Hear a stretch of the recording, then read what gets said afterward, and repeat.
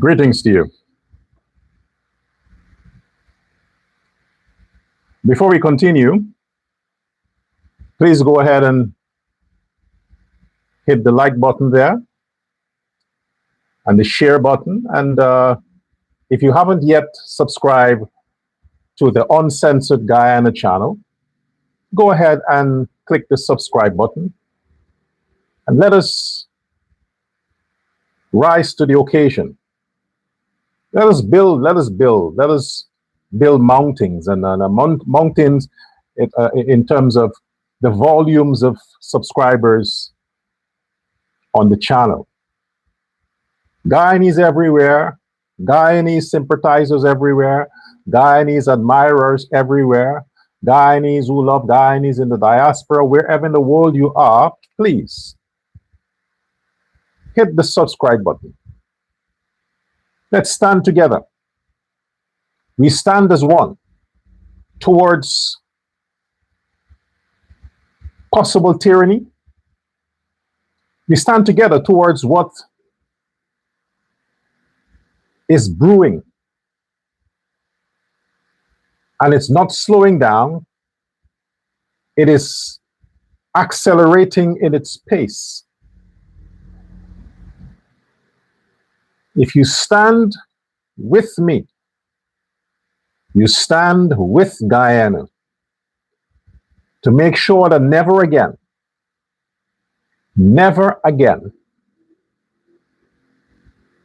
the evil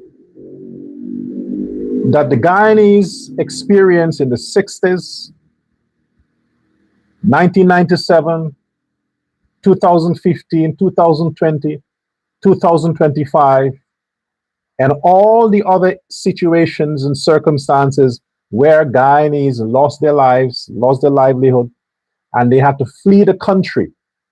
If you are determined that such would never again happen in Guyana, I want you to collectively let us raise our voices and sound the alarm that whatever threats is brewing, whatever they are planning, whatever destruction they want for Guyana to experience, it ain't going to be manifested. It's not going to be manifested. It will never materialize because we are vigilant, we are suspicious, and we are fully aware of their plans. And we are ahead of it. We are 10 steps ahead of their plan. And not this time. So I want you to register that. Not this time. You know what? While you watch the program, write it in the comment.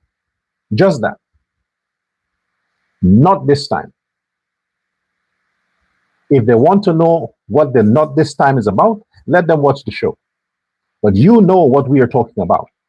You know what we are saying.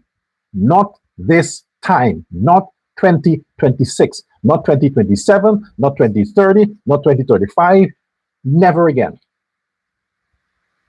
So in the comments section, I want you to write, not this time.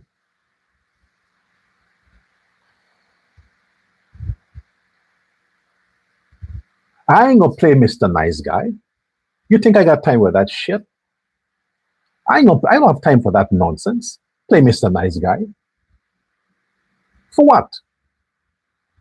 You can say whatever the fuck you want. What am I? Stirring up racial violence and social unrest? Then fuck it. If that's what you interpret me doing, then fuck it. That's what I'm doing. But I'm saying not this time. And speaking of which, I am tired of cussing Aubrey Norton. When I say I'm tired, trust me, I am tired. I am tired of cussing Aubrey Norton the same way I am tired of all the promises that has been coming my way for them to be fulfilled. I am tired of it. Norton, you are a shameless nigger. Norton, Aubrey Norton. Oh, Aubrey Compton, Norton, you are a shameless nigger. You, Norton, you are a fucking embarrassment to your race. You are an embarrassment. You are a natural disaster. You ain't a man-made disaster.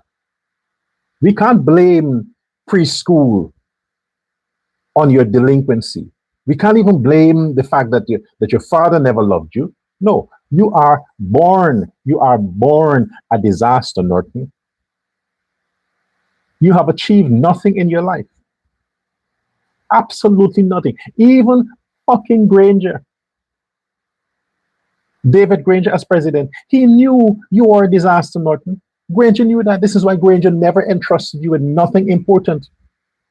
The only thing you got from Granger is some side job, some office desk somewhere to keep you like, okay, he said some lies for the party. He covered some stories. We got him to send some thugs to terrorize some Indians, to spread some fake news on social media. Let's give him something. Nothing important. A desk somewhere. Give him a side job. Let him go just, you know what? Supervise the security, Norton. Supervise the security. Be the protector of the office of the president. It's an important job. You don't have to work, but we need to justify the salary we're giving you. Yes, Norton, that is how Granger had you. You lost the elections. You lost those scrapes that had to undress themselves from the cloth of witchcraft being a part of the PNC. They left. Now they have been reborn, except for Amanza Walter Desire and Simona Brooms. All the others are reborn. Don't you see how Bond is looking? Now he's actually looking like James Bond. Well, the black version of the young version of the white James Bond. Now James Bond is coming out with some elegance. He has shed the ghetto. Because what? He entered the pure camp. He's mixing amongst civilized people. He's having the opportunity to invest his intellect. But in your camp, Norton, it was just shit, messy. Now you're calling out fucking Azruddin? Now you're calling out Azruddin Mohammed? For what? You have already lost the election. You black ass. Norton, you dumb scunt. You lost the fucking election and you want to scramble what you can scramble at the next local government elections? It ain't gonna make you president, Norton. It's not gonna make you president. You had your opportunity. You stayed silent because Azruddin has dossier on you and all them PNC people. He has a lot of baggages on you motherfuckers. A lot. We can tolerate the baggages that he has on PPP ministers. The only baggages he has is that he donated money to the party before he was sanctioned. And who wouldn't accept it? He ain't the only businessman who did it.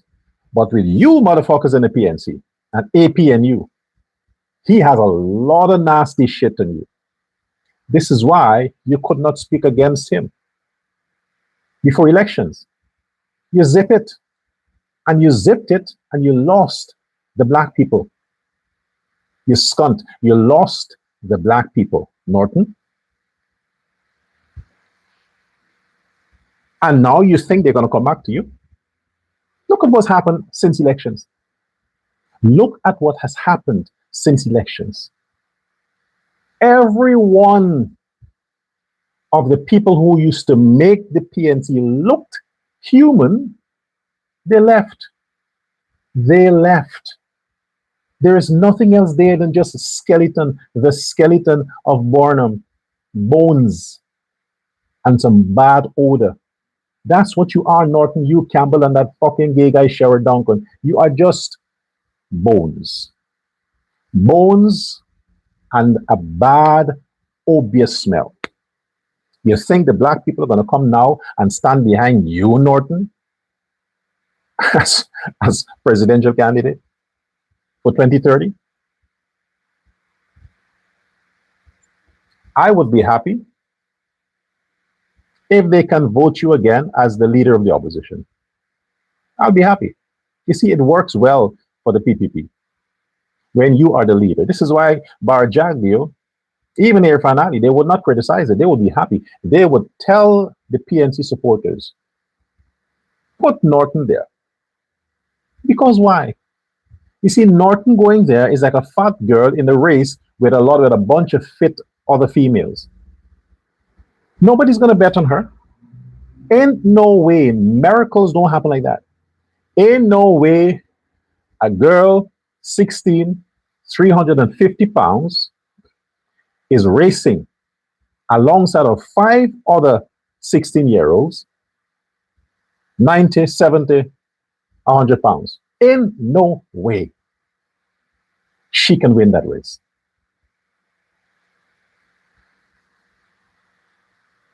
But them idiots who want to bet on her, you'll encourage them. Hey, miracles happen. God answers prayers. She could win. That's Norton. The fat bitch is Norton. The skinny 5 is the PPP. Go ahead. Put Norton back as your leader. Okay? So Aubrey Norton, why I have an issue is now you coming out and condemning and say you're exposing Azruddin Mohammed that he got into politics because he didn't want to be extradited. You're fucking late. You are late.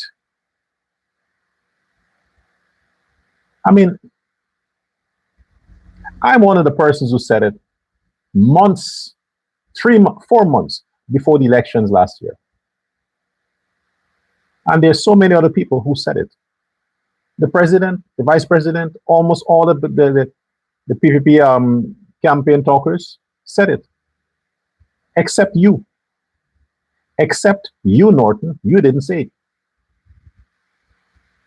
Now you want mileage because you're telling people Azruddin is fake. Don't trust him. He only got into politics to stay out of prison. Oh, fuck, man. You're fucking stupid. How the heck you studied in England? White people taught you. Europeans, colonialists taught you, Norton. You got the exalted British education and you graduate as a fool? How is that possible? I mean, come on. Ugliness and education don't go together? Who says that? Look at Adam Harris. There's a long list of niggas in Guyana that are fucking ugly, but they're brilliant. How the heck you are ugly and stupid, Norton? Aubrey Norton. Because of what is happening in that country, my country, because of what they are planning to do to my country, because of how the disrespect, the fake news, the level of politics has stooped to the level it has stooped today, because of all of that, I would sincerely tell you, Aubrey Norton, and them other niggas in your camp, your executive camp for the PNC, I'm going to tell you this. From the surface of my heart, I wish to see the PNC restored as the opposition party. So help me. I wish that. But it can only happen if the biggest loser of the PNC, which is you, Aubrey Norton, step the fuck aside. Sanction Mahipol. Ganesha, sanction her. You, Norton, step the fuck aside. The two of you exit the building and put somebody else as a leader of the PNC, a woman, a female. And I guarantee you, you shall restore your position, your rightful position as the forever opposition party of Guyana politics. I guarantee you that. I want to see that. But until you scrape, I'm talking about you, Norton, until you step aside and stop this nonsense, thinking that there's still hope. The bitch don't want you. She don't fucking want you, okay? Until you step aside and understand that and let somebody else take that position, the PNC shall be ruined to whatever is left to the opposition party of the so-called win. Fucking ruined, Norton, until you step aside. Okay? Hannah Muhammad will take her brother's place. She will fuck whoever she has to fuck to get them to bid on her behalf. She will grate and suck and jerk off and buggery and whoever she has to, just to make sure that she killed what is left of the PNC so she can retain all them niggas and she has all the available dicks at her choice when her brother and her father are gone. If you don't want that to happen, Norton, step the fuck aside. Do it quick. Do it now. You're losing the money, the 1 point, how much million a month? You have gold concession in the interior, Norton. You're mining gold. You got how many land from the PNC government? You have housing apartments. You have a lot. Retire quietly and do your thing. Otherwise, you're going to ruin it for the black people. I want to touch on this saga. Every death is unfortunate unless that death is a death of a criminal, a robber, a thief, a vagabond, a scrap, a scrape, a scrapper, a nigger. Those deaths are welcome. Welcome. You want them to die. You know, there's less toxicity on planet Earth, and in the Guyana context, less nonsense to deal with. They're dead, bye-bye.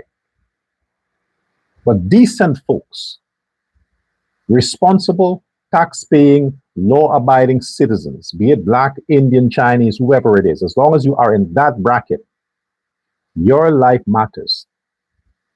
So if something tragically happens to you, resulting in the loss of your life, I mourn. Okay? I agonize for you. So the couple that lost their life on the ocean, in the quarantine area, was it?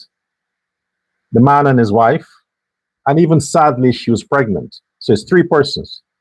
The baby, unborn child, mother and father. Passed away.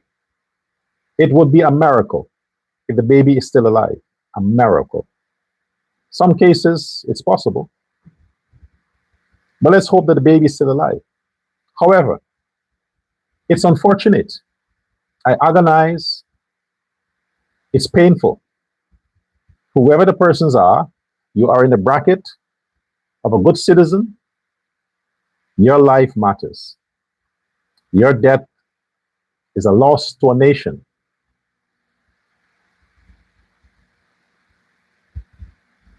What I have an issue with, and it has become a new trending norm, is to turn every tragedy into a political score.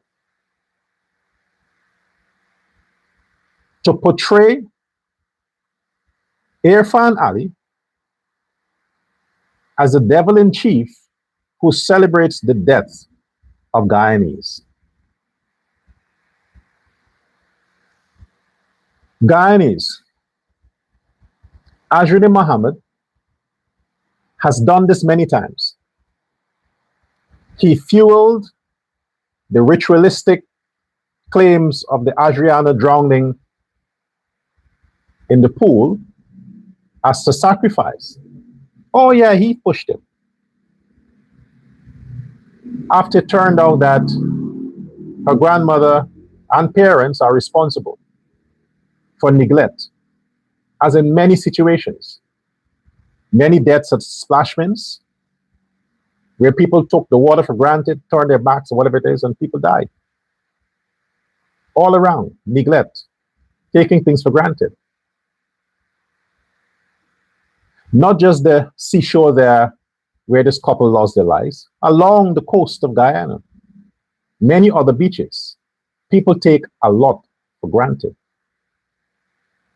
They underestimate the currents, the waves, the depths. They lose their lives. It happens all the time. Since I'm a boy, I've been hearing of people drowning in the Bartica area, West Coast, Anna Katrina seawall, Leonora seawalls. I've heard that all my life as a kid. Simple, the trenches. People jump in the trenches and they underestimate when the water is going out, the cocos are open, the current is stronger. People drown in a simple trench. It's unfortunate because human beings, we like the risk. We take things for granted. But who's to be blamed for that? We are responsible for our own lives. The only lives that are not responsible for themselves are children under the age of 16. Even if they're under the age of 16, they still need to be responsible because of the guidance and the teachings you instill in them as parents. But your kids, their lives are your responsibility. If you are an adult, the state is not responsible for your life. The president, the police, the ministers, the ministries are not responsible for your fucking life. You are. You take responsibility for your life. It is for you to decide. So if people go out against all odds and try to show how tough they are to challenge nature, and as a result of being stupid, they lose their lives, you don't blame that on the government. You don't politicize that. This is not about the aftermath of the death. This is about what happened leading up to it. The government would have used the resources of the state. The police, on the day of the missing, would have utilized the resources, Coast Guard, whatever it is, to try to source and find where these people may have drifted off to. Those waters are rough oceans, especially during this time when the weather is like this. This is hurricane season, high tide season. The weather is bad. May, June time, you don't fuck with the river. The oceans, you don't, because what? The wind comes from the ocean. The ocean brings the wind to the land. The land don't send the winds to the ocean. The ocean bring the winds to the land. So the current would always be strong in the ocean because it's a wind. It's your responsibility to take cognizance of that and for your life. Especially not a woman who's pregnant. A pregnant woman has no place in the ocean. No place. It's not just about drowning. You could catch a cramp. You know what cramp is? Physical cramp where nothing, everything ceases because of the water, the cold, whatever is there. When you're pregnant, you're vulnerable. Your whole system is sensitive. You don't go in salt water. Even the fresh water, you don't do those kinds of stuff. You stay close. Go in a swimming pool where you can walk. These are things you know already. How the fuck is this Ali's fault? Or the PPP? Or sacrifice? What Muhammad is pushing. Ajudin Muhammad, you motherfucker. You are pushing the same shit you pushed with the Adriana case. You are trying to get those niggas to get emotionally riled up so they can start their attacks like they did. Like I said before, you better put in the comments, not this time. Because they are going down a path. They are going down a path to say that that particular area is a sacrificial area. When people go there to do their puja or to make the offerings, and you see all the Hindu flags and things like that. Yeah, so now it's going to become the same thing like Barnum time. The same shit Barnum did. Attack the Hindus. The same playbook again. You're hearing from David Hines. The same thing you're hearing from David Hines. And all them pundits on the PNC being pushed by Muhammad. And they are pushing the group of niggas that are emotionally invested in crime against Indians. That every death that happens in the sea is sacrificed to some Hindu something. People went there and do worship and they're targeted, or we're going to give 2 black people. Oh, you need to pay attention to that. You need to read the comments. And then you look at the profile of the people who are making those comments. Look under what page they're making those comments and how many of them. These are the same people that lives in your area, the neighborhood where this couple lived and have died. You have a lot of mixed residents there, Indian, blacks, and so on. A lot of the Negroes who are talking about sacrifice and they're killing people, they're this, they're that, they live in that area. They're interacting with their Indian brothers and sisters every day. But still, on social media, they're making those comments. That's what they have in their hearts. And from the time somebody gives the go-ahead, yes, we need to stop this. We need to attack the Hindus. We need to this. That's the go-ahead they're waiting for. They are already reserved. And because any chaos like that is going to work well for Azruddin staying out of prison, he's going to fund it. He's going to fuel it because he knows pretending to like black people, pretending to do that is keeping him protected. Because the same man that is pushing a narrative that he likes black people is at the same time attacking black people, disrespecting black people, and using black people to get black people. Same man. He's multi-criminal task. So I'm cautioning Indo-Guyanese that live in communities that are predominantly black. In Guyana, you're living in communities where the majority of the residents in that community are black people. You have 2 options. Arm yourself or relocate.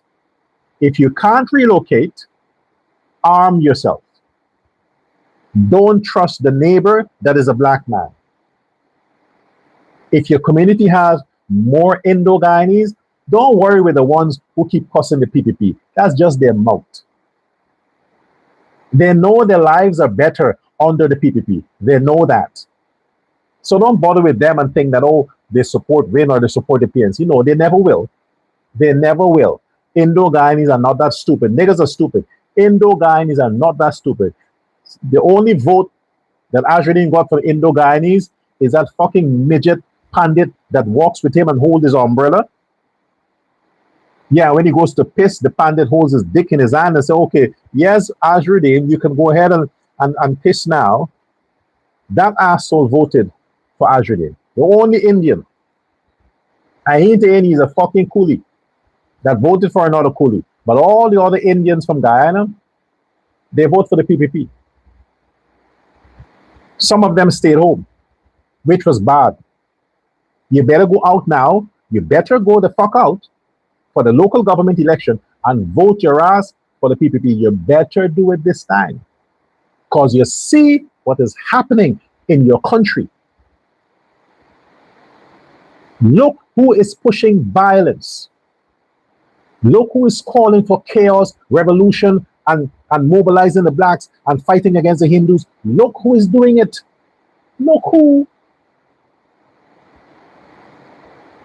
The PNC, they have historically been doing that.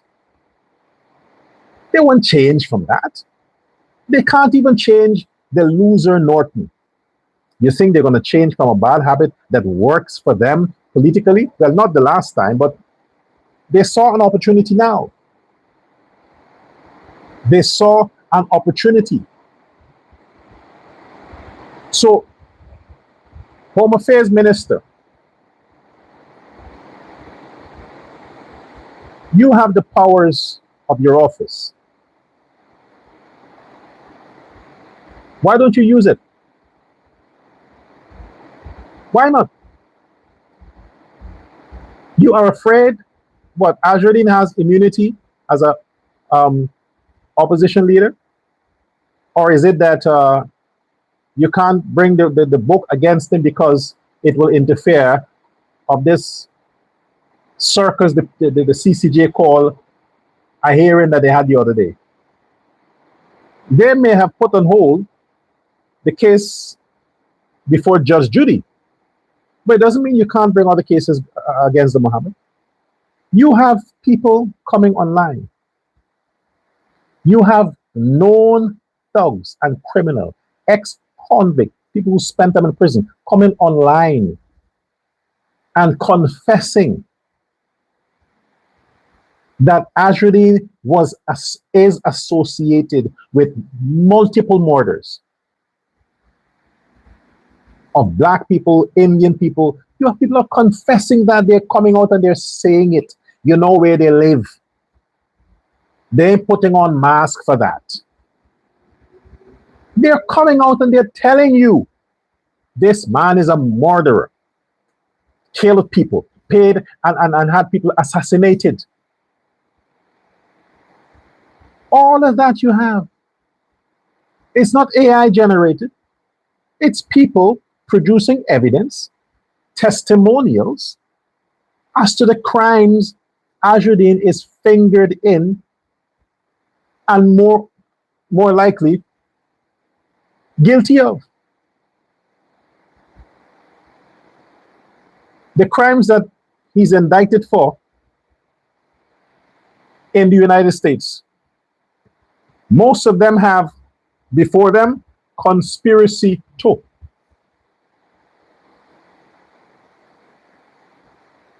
They didn't say he committed money laundering. Conspiracy too.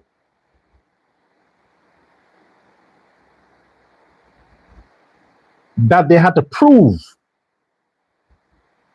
and have evidence for. And how do you think they gather that evidence? Testimonials. People talk, people brought evidence that yes, you have the same on social media every day. People are posting evidence by way of giving testimony of their own persuasion, linking Azruddin Muhammad, Paper Shorts murder, that 14-year-old Indian boy murder, his employee who was murdered because he stole some gold, whatever. The fact that he hired hitmen from Brazil and Venezuela to take out a known gold operator, and unfortunately, it didn't materialize. So many things you have that people have confessed. Junior Bashk, who brought evidence and say, yes, he is associated, he worked for Mohammed this. I mean, all that you have. Home Affairs Minister, Commissioner of Police, Nandalal, Attorney General, and yet none of you can go take the man on those charges, on those allegations, to resurrect those cases and bring those cases to a standstill. They aren't cold cases, they're recent. You can't do it. You're spineless. Spineless. Maybe you want Irfan Ali to go and assume the position of the Home Affairs Minister, and then he will give the directions. You see why they can't solve the murders of the massacre? That's what I'm saying. Spineless. You see why they can't investigate it? They were afraid. They don't want to stir up trouble. You have a current situation where a known actor,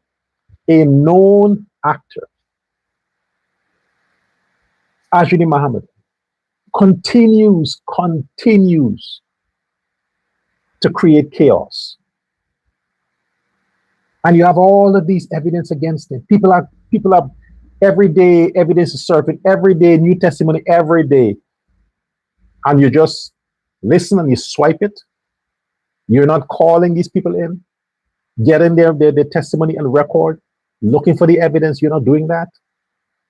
What, one payment shuts everything down forever?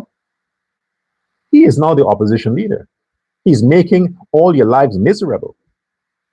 So he would have paid when he was just a corrupt, crooked, evil businessman, bribe police to silence cases and to bury evidence. But that was then. Now he's opposition leader. Now you want him out of the picture. Then go back to the time of these and find out who the police that were dealing with these cases, question them, get their evidence, jail them if you have to, and resurrect these cases. They have to be solved. Don't put them to sleep the way you put the massacres, the Burnham regime, the Linden, the East Coast, the Lusignan. No. You need to solve this. It ain't no unsolved mystery. This isn't a fucking movie. This is real life. And Guyana is heading down the road to a repeat of what has happened just recently. A repeat. And just remember this. When you look at the droves of people that went out to accompany the discovery of the two bodies that were swept away by the waves. Look at the droves of people. Have you listened to what this idiot was saying on camera while the tens of thousands were watching online? How many tens of thousands in Guyana itself? Have you listened to what he was saying? He made that tragedy about Ali. He made the fact that the bodies were not discovered immediately about Ali's neglect because these are Afro-Guyanese. That is what he was pushing. That the PPP government, which is Irfan Ali, didn't work on this as priority to have 100 boats, wastefully risking their own lives in rough waters looking for two people that would have already swept. They had to wait a few days until they float. No. The dumb ones who are watching online and who follow this idiot, they're going to translate that as it's a race thing. If it was Indians or Chinese or white people, then the whole military would have been out. The whole this would have been out, but because it's poor black people. So when David Hines and Aubrey Norton and the PNC losers capitalize on that sentiment and that emotion, that vulnerability, because they are not going to come out and loot and fight for Ajudin. They don't like him. Niggas don't like him. They're using him. And he likes being used by the blacks because it works for him politically against Irfan Ali and Jagdeo. So he don't care. He wants them to use him so he can use, they're using him to try to make the Ali government look bad. However, the danger in what he is doing is them low-life scums ain't gonna see it that way. They believe because it has been endorsed and has been continued by the people that they follow, the PNC people. So anytime the PNC gather and say, hey, we're going to protest, enough is enough. We're mobilizing now. We have to demand what belongs to us. You will have a large turnout of low-life, scraps and scrapes, hungry bellies, lazy skunks to go on the street. And they would be given the permission. The same thing that this V-Lac guy, this homosexual, that uses filters every day on Facebook to look cute for other men, all he has to do is to call Ganesh Mahipal. Mahipal don't give a fuck what your face looks like. As long as you have a male voice and he knows you got a dick, that's all that matters to him. That's all he wants. So this V-Lac guy that is also pushing this whole thing that blacks should come out and demand stuff. In other words, they're telling them niggas to steal, to rob, to loot. That's what they're telling them. And also, Ajudin Mohammed is disrespecting the police officers, senior police officers, disrespecting them on camera. Because in his mind, they're nothing. They are his bitch. He pays them. They come and take money from him. He gives them food and soft and banks beer and banks bread and salar and egg ball. That's what he's telling them. That whoever gave them orders, they can't tell him shit because he know about their low-life activities. When he's doing that to black police officers, while at the same time, PNC is telling the same black police officers, don't shoot niggas when they steal. Don't look for them. Don't go after them. They are your brothers. They have a right to do it because the Ali government is a racist government against black people. When all of that happens, and they start their chaos with looting and rioting and things like that, you think the police are going to help the innocent Guyanese citizens? The police have a beef with the government. They wouldn't help. They will join the chaos. Because to them, it's an opportunity for them to steal some things, a few cars. They would not help. Did they help in the 60s? Did they help in the 90s? Did they help in the 2000s? Did they help in 2020? Did they help 2025? They didn't. Did they? What makes you think they're going to help the next riot? No, they wouldn't, because it works for them. This is all orchestrated against Indo-Guyanese. I'll say it. But I want to tell the black people this. You see, Ajudin Mohammed, the racist slob, you see how he continues to devote himself to the Indian migrants? You see, right? Black people. He bought tickets for all of them. 28, according to him, 28 people to go back to India. Don't worry about the lies about 4 people pitching and what they have. What for? What for businessmen in Guyana, Indo-Guyanese, unless they're drug dealers, unless they're cartels, unless they're mafias, and they have money to throw away and just to declare back in taxes. That's a lie. It's a fucking lie. Mohammed is saying that 4 of his friends, he don't have friends,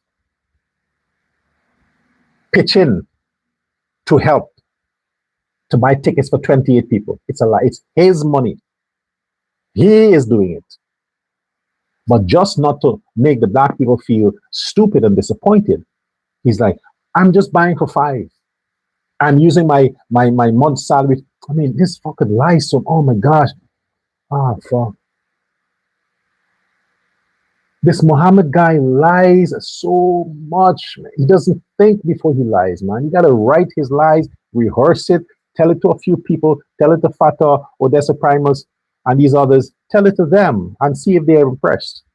Then they'll say, you know what? Let's concoct another one. They say, mate.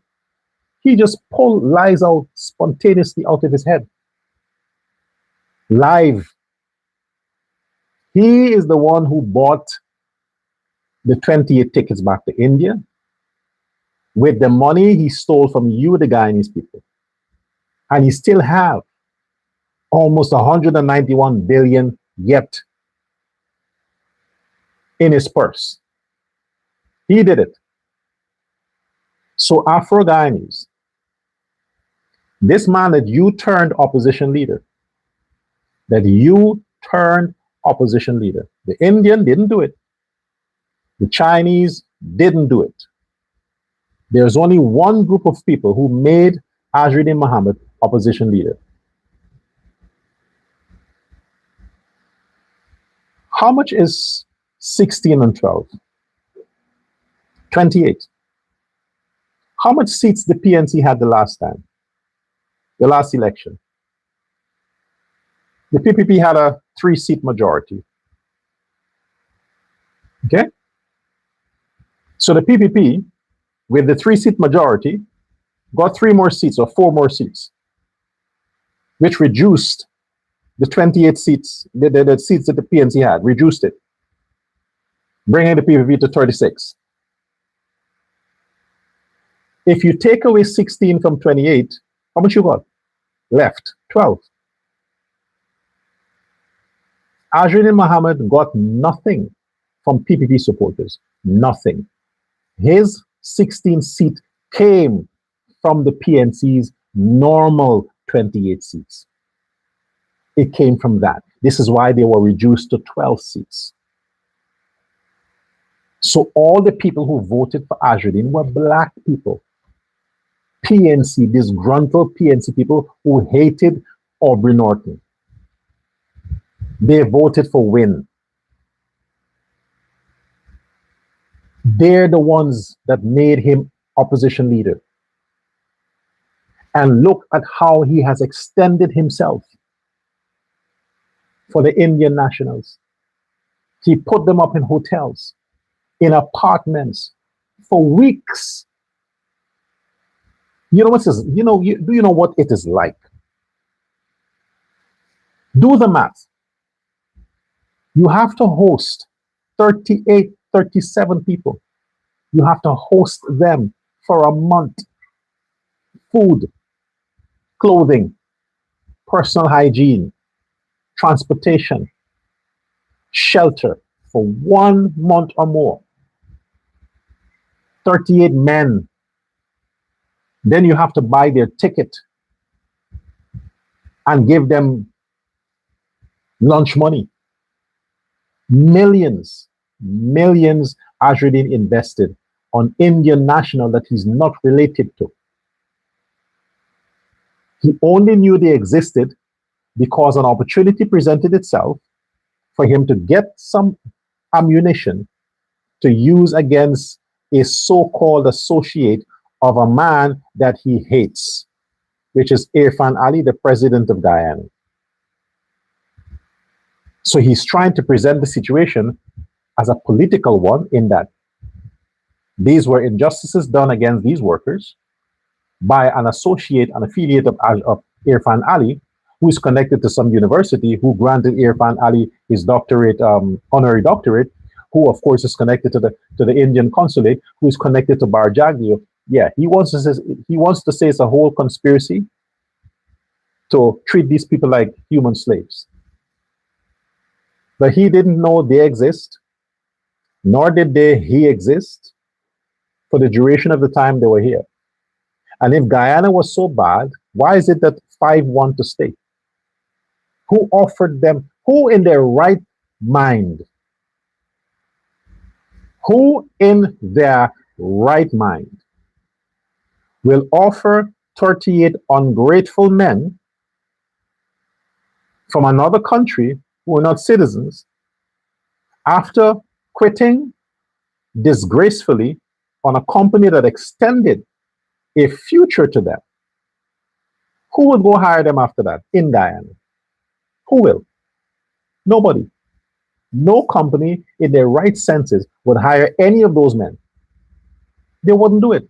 So who has offered work to those five men who, Ajruddin said, chose to stay in Guyana? Where they're going to stay? Who's going to put them up? Who's going to fund them? What kind of job they'll be doing? Who will hire them? Who will?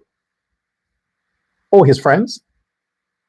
The friends he talked about, the four that helped him to buy the tickets? No, he is the one. He is going to exploit the situation, and he is the one hiring these men. Ajruddin Mohammed is the one hiring them. I don't know to do what, because he has no business. He can't have any business. I don't know what he's hiring them for, to work where. Maybe one of their shadow companies, Hadi's World, or whatever companies they have that is run by other people, under other people's names. Those companies they'll be working for, Ajruddin. Because who will?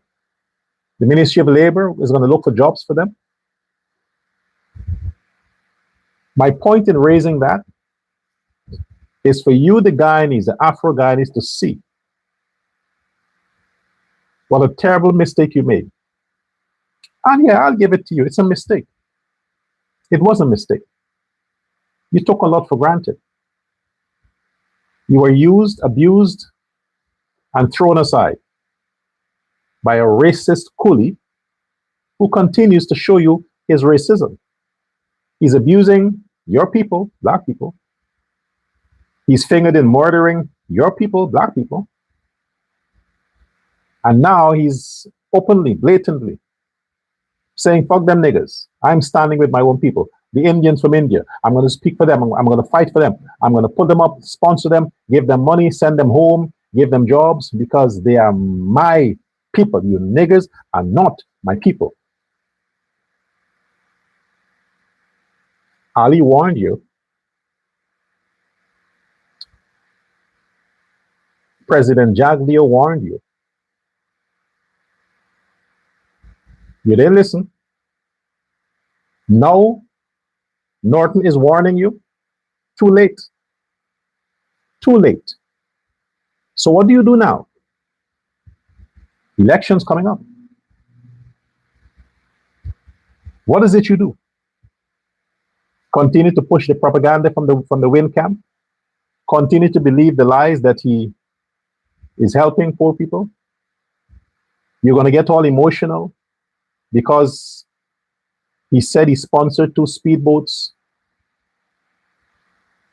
to surge the river in a few hours after the waters receded, after the river calmed, when the bodies washed up and just, you could walk along the seashore and found the bodies there. That's what you're celebrating? That he helped black people, he loved black people because he helped to find 2 dead black people?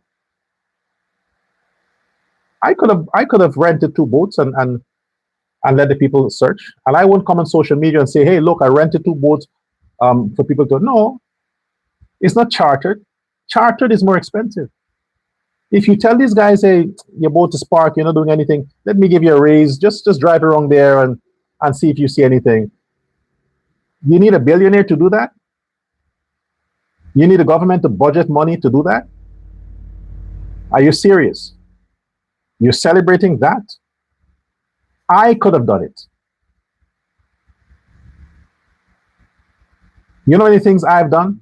I'm not a millionaire. I've sponsored a lot of things, but never once talked about it. Because it's what a human would do. You understand? You have resources, you help when you can, and you zip it. But you have a low-life opposition leader.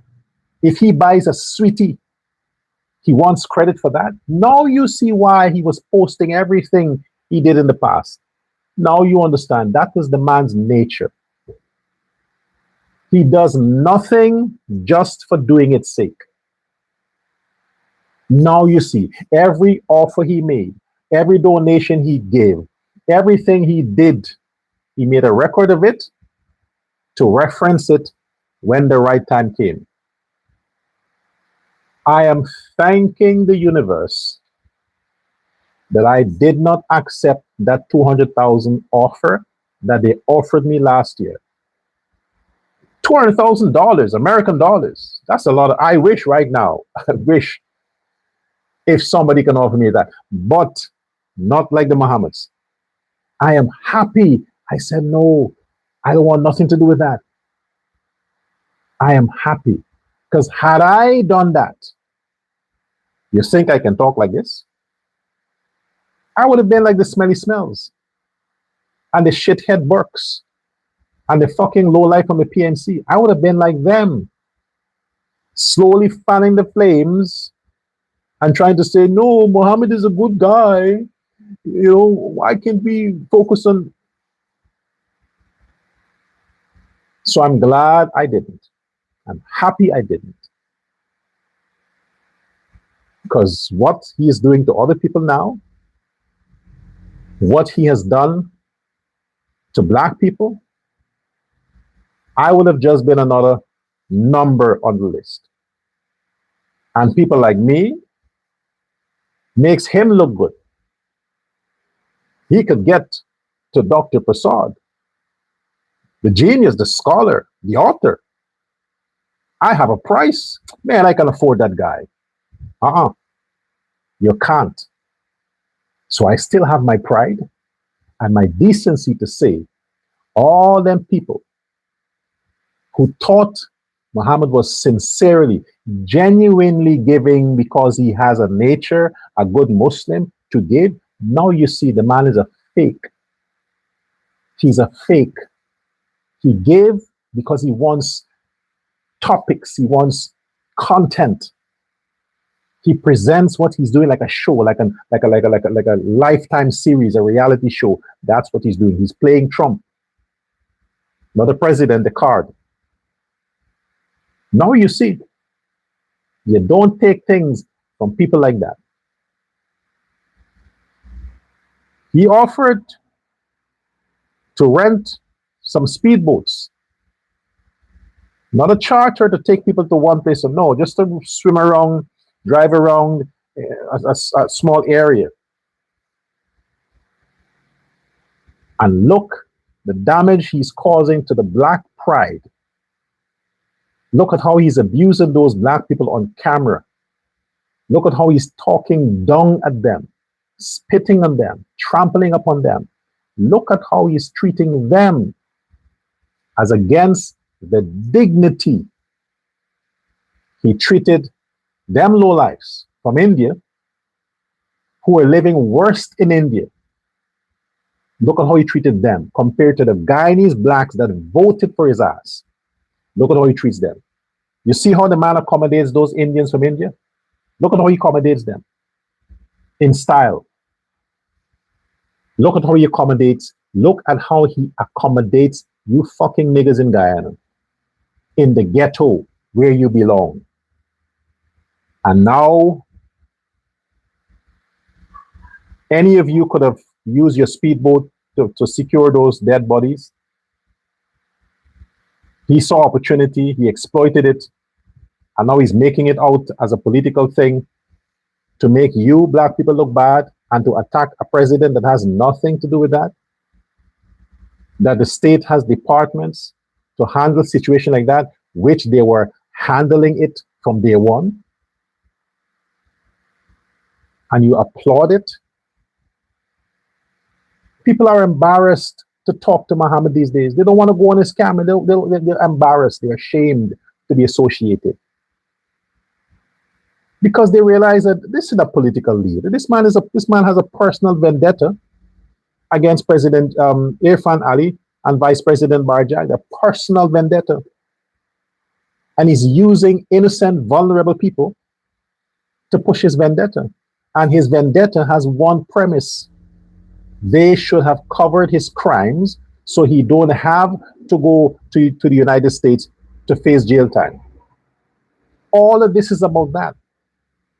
That President Ali and Jaglio did not help him to stay out of prison. There's nothing else to this. So what do we do? What options do we have? Don't let our country collapse.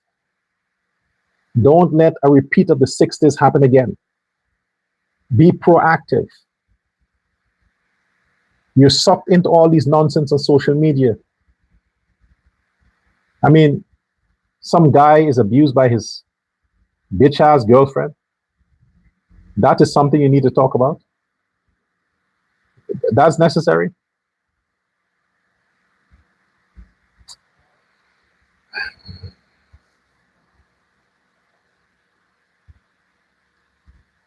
I don't know if Priyamanik Chan responded to that situation with a post she made about domestic violence, but that ain't domestic violence. I see nothing domestically violent about that. What I saw was people looking for attention. A drunkard for a girlfriend and a bisexual male planning whatever they plan, filming whatever they plan, and they're filming it for content and sympathy. That's what I see. That in domestic violence. That is nonsense that should not have been shared or gotten any attention whatsoever.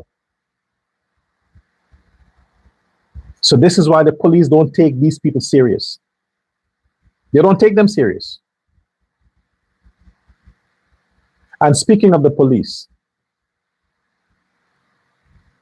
I saw something happen at the Vredenhoek police station, where over some traffic issue,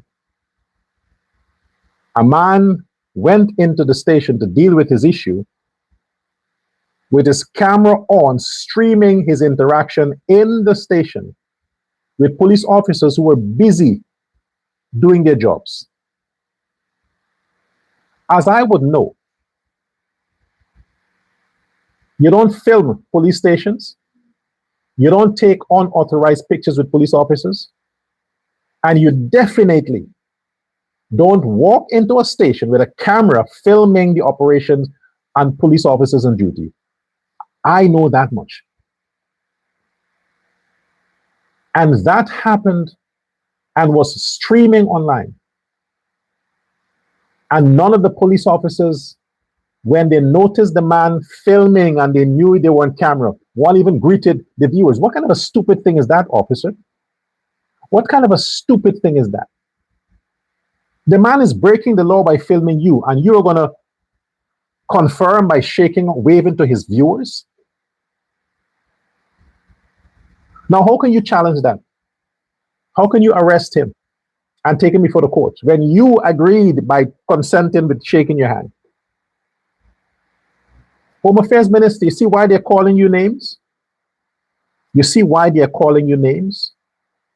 Because from the time you saw this, you should have got your people to deal with it. Whoever the station sergeant was at Vredenhoek, hold him responsible for not enforcing the ethics of the governance of this institution. That man's phone should have been confiscated and he should have been slapped with a charge. He should have been slapped with a fine for doing that. It's on social media, mocking the police. Mocking the police. When the fuck is this going to stop? This is the level of lawlessness now in Guyana. President Irfan Ali is not just about beautifying the country, it's about the moral standards, the professionalism of all the ministries and their operatives. Get on top of it. This is what the Mohammeds are encouraging now. Because if you let him get away with it, he's getting away with it, then everybody else, every other low life think they can do the same thing. Every other low life thinks they can do the same thing. So when they come out and they're protesting and they're fighting and they're doing this, you know the crowd consists of only scraps, scrapes, scrappos, and low life. And they have no value to life, no value to property. They have nothing tying them to this world. So they can go out and commit suicide by trying to kill and ravish and rampage. They can do that because they have no value to nothing. But the good citizens who have a lot to live for is the one who are avoiding these kinds of people. But you can't avoid them by being silent. You have to, for once in your life, do it for your future generations to come. Stand up. Say enough is enough. We got to shut this nonsense down.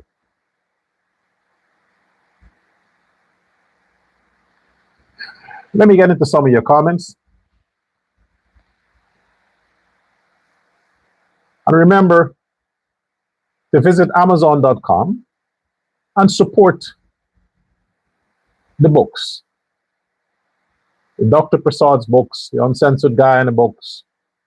Support the books. There are 7 volumes there. And either one you can secure. You can buy a copy, download a copy, and support the initiative. Amazon.com/Kenny Warner or Prince Ali and the President. You see all the books there. Just go to Amazon, Amazon.com. That's it. And you write in Prince Ali and the President, and you see all the books there. And you can buy any one. Order it, buy a copy. The 2 most important books that I really want you to get is the one Narcissist, the Brown Betrayal, and the one Black Plague, I Come in the Name of Hate. Those 2 books. I would love if you support the others, but for this time, you should get that copy.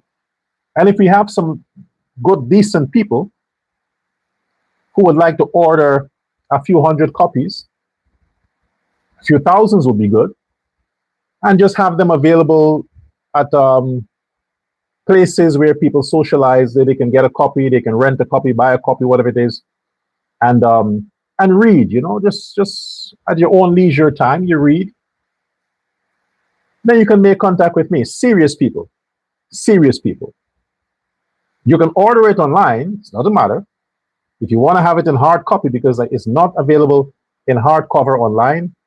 If you want hardcover, which is more expensive, it's a better higher quality, then you have to contact me directly. But the publishing company here would not do 1, 2, and 5. You know, if it's volume from over, let's say 500, then yeah. But they're not gonna, you know, do 10 and 20 and so on.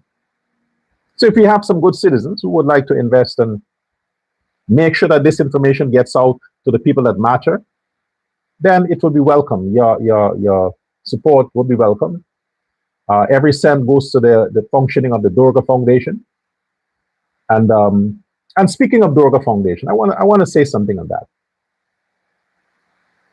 I used to have a lot of people here who I thought were mutual. You know, they were professional and they understood.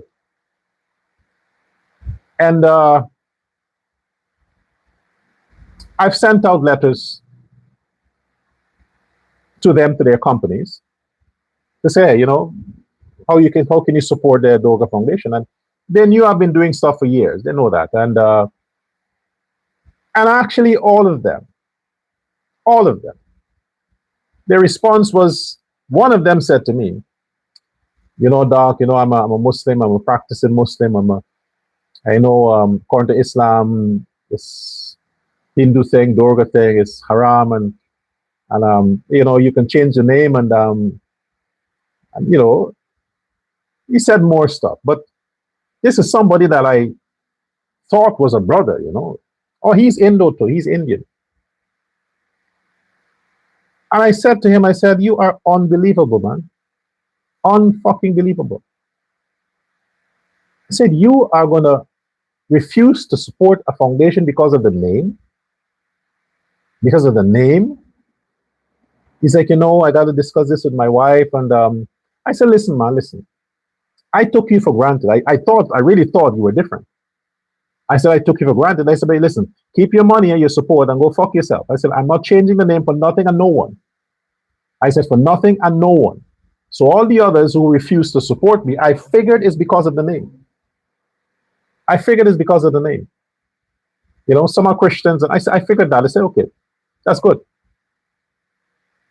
But we reach out to people from every walks of life.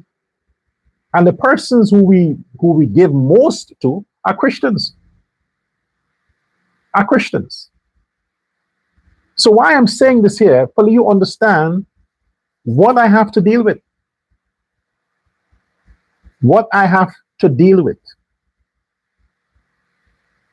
I mean, it's unbelievable. You discriminate supporting a foundation because of the name is named after a goddess of Hinduism, the oldest religion on the planet, the largest group of devotees on the planet, the wealthiest group of the planet. Hindus are the wealthiest, the richest, the trillionaires of this world. Out of Hinduism, Buddhism came. Judaism came. Islam and Christianity and all them other religions out of Hinduism. And they have the audacity to tell me they can't support me because of the name Durga. I tell them, go fuck yourselves. I don't need it. Yeah, I didn't want to say that, but you know me. It's better I say it and get it over with than for it to eat me out inside. So I thought,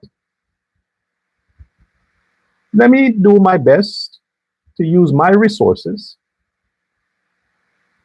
and whoever else is impartial and they're matured and they would like to support it, let them do it. So all my books, this is why I've decided to finish these manuscripts and finalize them, because I thought this could be a revenue stream for the foundation. That's one of the reasons. Put it out there, publish them, so I have continued income. That's if their books are sold. And then I don't have to bend and suck up and beg anybody to support the foundation. I'll support it myself. That's what I've done in the past. And I'll continue to do that. But I ain't changing the name.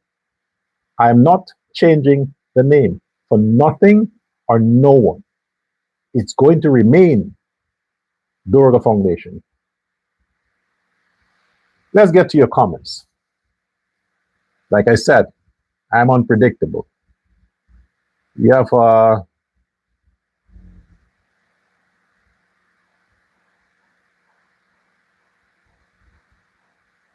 Eon Hall? You're just a paid agent. Mohammed doesn't have power. Why don't you focus on the government? Eon Hall. What kind of a name is that? You think Mohammed don't have power? The fact that you can come on my page and tell me this shit, that's the power Mohammed has over you. And I do focus on the government. They're doing a great job. Ali is the best president. Barjagdio, let's hope that he would be the next Speaker of the House 2030, 2035. And Irfan Ali would be the vice president. So yes, I love the government. They're great, good, decent. I just want your criminal boss to leave the country. Bibi Shak says he's not a true Muslim. He gives help. Then, yeah, we know that. Yeah, of course. Yeah, we know that. Do not, Ramnaran says, you're absolutely correct. When you do charity work, you don't have to talk about it because you did it from your heart. Yes, of course, do not. You're correct with that. Is absolutely correct.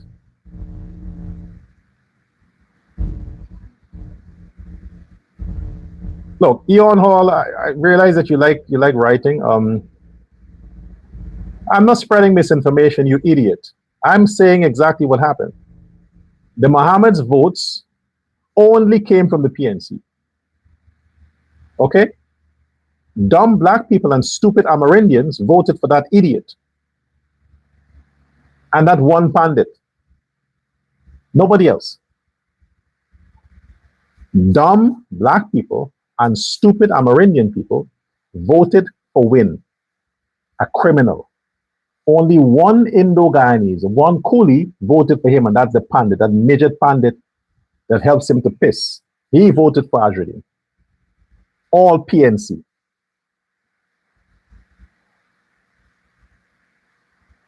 All right? Misinformation, as a matter of fact. You stupid ass. Okay, let's get just about 2 more comments. Neela Singh says, my government is not racist against anyone. Well, there never was. Was Chedi a racist? Of course not. There never was. Anyway, share this live. I want to hear from you in the comment section. Subscribe to the channel if you've not done so. And until next time, thanks for your attention. Arm yourself. Goodbye.